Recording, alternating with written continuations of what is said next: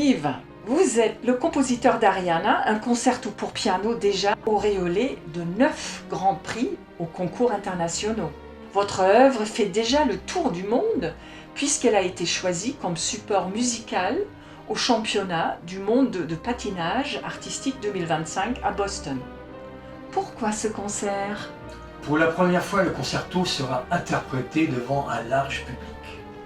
Avec l'association Influence Musicale, créée spécialement pour m'aider dans ce projet, nous souhaitons donner à mon œuvre la possibilité d'avoir une écoute et une visibilité nationale en étant jouée et enregistrée dans les meilleures conditions et en première mondiale dans le Temple de la musique classique à Paris, la salle Gaveau.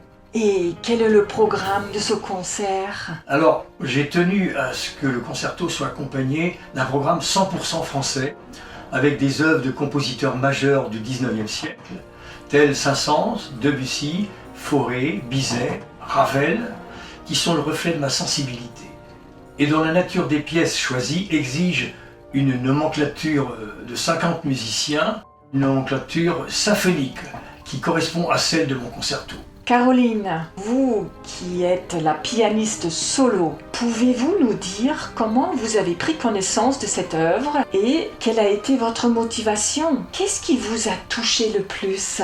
J'ai rencontré Yves l'évêque grâce à un ami commun qui lui a suggéré de me présenter son concerto. Et dès la première page de la partition, j'ai été saisie. Le deuxième mouvement en particulier m'a profondément émue. Et pour un pianiste, jouer avec orchestre est déjà un Graal. Alors, enregistrer l'œuvre, la créer, puis avoir la possibilité de la jouer dans une salle aussi mythique, aussi emblématique que la salle Gaveau, c'est juste exceptionnel.